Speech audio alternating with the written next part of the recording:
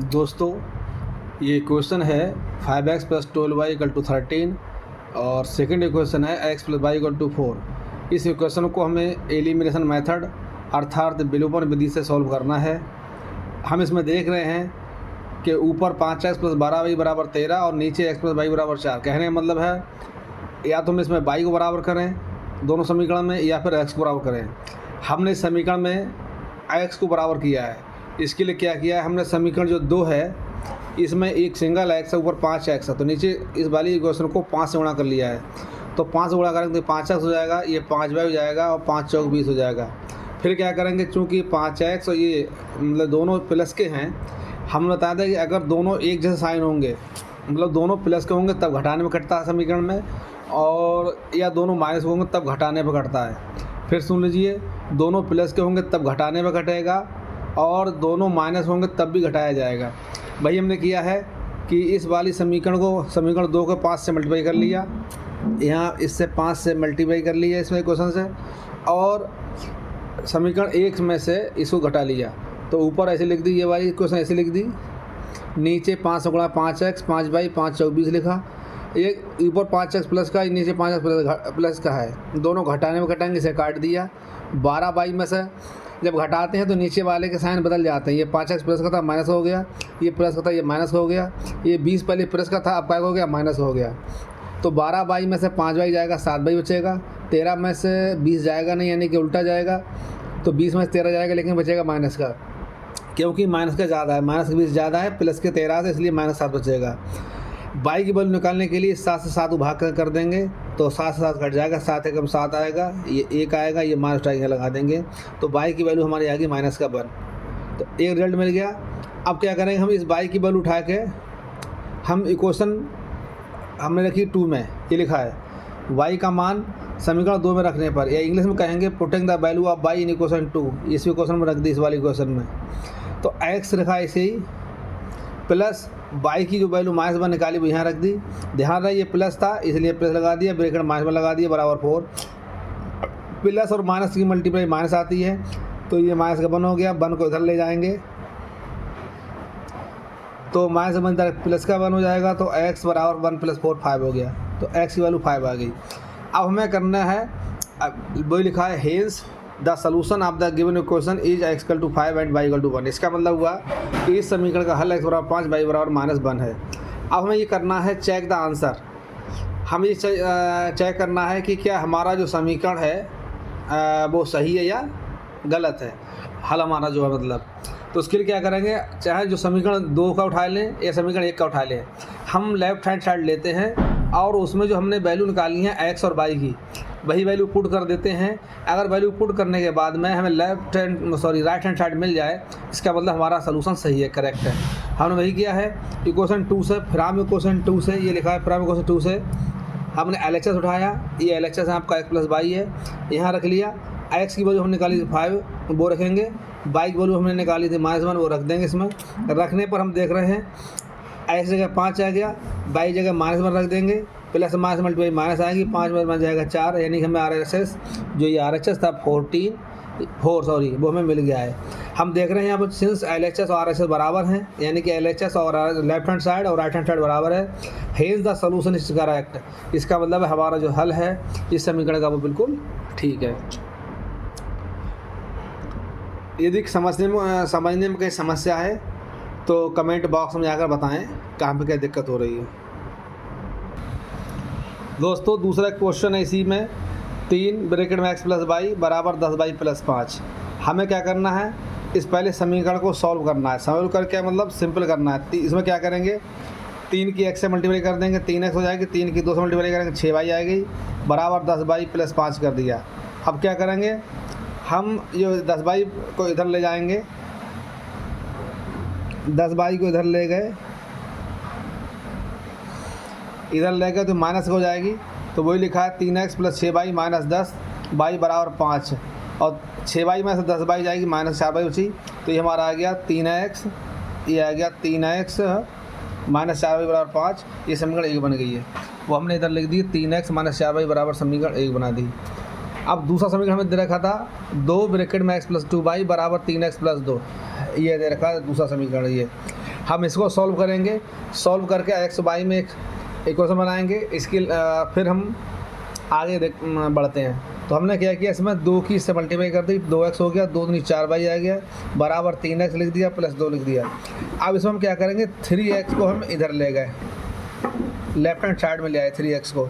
ये 3x plus का है, जब इक्वल के अपोजिट साइड में जाएगा, मतलब राइट हैंड साइड से लेफ्ट हैंड साइड में जाएगा तो इसका साइन बदल जाएगा, यानी कि प्लस का 3x है वो माइनस का 3x हो जाएगा। तो हमने वही कर दिया, माइनस 3x कर दिया है, प्लस 2x प्लस 4y लिख दिया, और जो 2 ही रहने दिया इधर लिख दिया, ये वाला उठा के। अब हम देख रहे हैं ये माइनस 3x है, ये प्लस का 2x है, तो माइनस 3x और प्लस का 2x में माइनस का x बचेगा और प्लस का 4y ये वाला बच लिख दिया और बराबर 2 ऐसे लिख दिया। ये बन गया आपकी क्वेश्चन 2। अब हम क्या देख रहे हैं इसमें, अब हम इसमें देख रहे हैं हमारे पास 2 इक्वेशन बन गई। एक इक्वेशन तो बन गई ये वाली 1 बन गई, एक बन गई 2। अब इसमें क्या देख रहे हैं, इसमें है माइनस एक्स प्लस 4y बराबर 2, इसमें है 3x माइनस 4y बराबर 5। इक्वेशन 2 में है 4y प्लस का, इसमें है माइनस का 4y, यानी कि इसका साइन माइनस है, इसका साइन सॉरी कहाँ गया यार, हाँ इस वाली का 4y, इक्वेशन 2 में 4y का साइन प्लस में ही है और इक्वेशन 1 में 4y का साइन माइनस में है। जब साइन अलग अलग होंगे तो हमें जोड़ने में कटता है, तो हम क्या करा, इस समीकरण 1 को और समीकरण 2 को जोड़ लिया, यानी इक्वेशन 1 को जोड़ लिया। Adding equation 1 and equation 2 we get, ऐसे लिख दिया बिल्कुल एज इट इज़, जैसे ये लिखा था एज इट इज़ से सुधार दिया। अब हमने क्या करेंगे, ये माइनस 4y प्लस 4y ये कैंसिल हो जाएगा आपका, फिर 3x में से x चला जाएगा क्योंकि अलग अलग साइन के यहाँ से घट जाएगा तो 2 से बचेगा, 5 और 2 जुड़ जाएगा 7, तो इम्प्लाइज दैट x की वैल्यू आपकी आई निकल कर 7/2। हमने बॉक्स बंद कर दी है। अब हम क्या करेंगे, इस x का मान उठा के हम समीकरण 2 में रखेंगे, तो वही लिखा है putting the value of x in equation 2 we get. हमने इसमें रख दिया, कौन सी इक्वेशन 2 बनाई, ए वाली बनाई है, माइनस एक्स प्लस 4y बराबर 2। इसमें x का मान 7/2 रखेंगे, तो माइनस ये और x का मान उठा रखा 7/2 ये लिख दिया, प्लस 4y ऐसे उतार दिया बराबर 2 ऐसे लिख दिया। अब सॉल्व कर लेंगे, माइनस के 7 को इधर ले जाएंगे, तो माइनस का 7/2 जब लेफ्ट हैंड साइड है ये राइट हैंड साइड में जाएगा, मतलब इक्वल के अपोजिट साइड में जाएगा तो उसका साइन बदल जाता है, तो माइनस का 7/2 ये प्लस का 7/2 हो गया, तो ये हो जाएगा 4y इक्वल 2 प्लस 7/2। अब यहाँ चाहे बटे में 1 लिख लो, 2 दूनी 4 ये आ गया और 7 एकम 7 ही लिख दिया, बटे 2 एकम 2 लिख दिया, 7 और 4 11 होता है, बटे 2 लिख दिया। 4y बराबर 11/2 इम्प्लाइज दैट जब y का मान निकाला तो ये जो ये 4 है ये कहाँ चला जाएगा, इसके बटे में, यानी 11 ये लिख देंगे 11/2 गुणा 4, अब 4 दूनी 8 हो गया, 11/8 आ गया। तो हम देख रहे हैं कि हमारा y की वैल्यू निकल गई 11/8 है निकल के। अब आपको y की वैल्यू 11/8 आई, हमने ये लिख दी यहाँ पे है, और x की वैल्यू हमारी 7/2 है। हमारी x और y की दोनों वैल्यू निकल चुकी हैं। अब लिख दिया hence the solution of the given equations is x = 7/2 and y = 11/8। ये इस सवाल का हल था। अगर हमें ये भी सवाल चेक करना है कि ये सवाल का जो आंसर है यानी x और y की जो वैल्यू निकल गई वो सही है गलत है, तो हम क्या करेंगे, इस x और y की वैल्यू उठा के हम समीकरण 2 में या समीकरण 1 के लेफ्ट हैंड साइड में रख लेंगे, और रखने के बाद अगर हमें राइट हैंड साइड मिल जाती है तो हमारा आंसर सही है वरना गलत है। आइए हम इसको चेक करते हैं। हाँ दोस्तों, हमने क्या किया, चेक करने के लिए क्या किया, हमने फ्रॉम इक्वेशन 2 से ये जो इक्वेशन 2 है ये वाली इक्वेशन, इस 2 से LHS उठा लिया। LHS है हमारा -x प्लस 4y और LHS लिख दिया -x प्लस 4y। अब हमने x की वैल्यू 7/2 और y की वैल्यू 11/8 इसमें लगा देंगे लेफ्ट हैंड साइड में, तो यहाँ x लगाया 7/2 लगा दिया तो -7/2 हो जाएगा, गुणा प्लस है प्लस लगा दिया 4, y की वैल्यू लगा दी 11/8।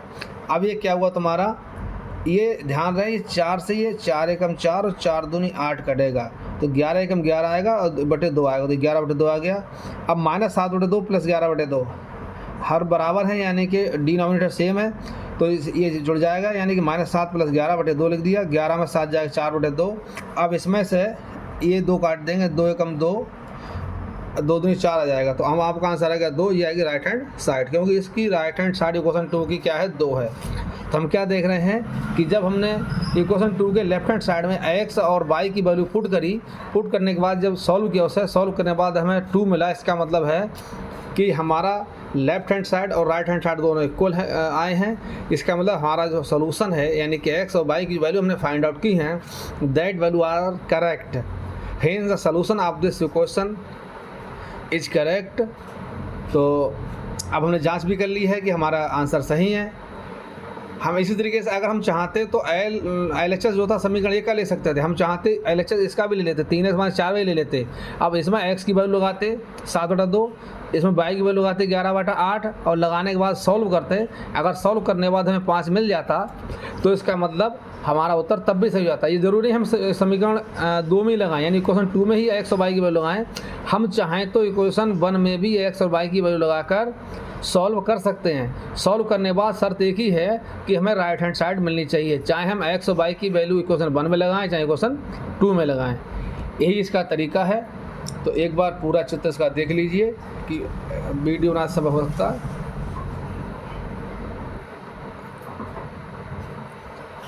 वीडियो को लाइक करें, शेयर करें और कमेंट बॉक्स में बताएं कोई समस्या हो तब।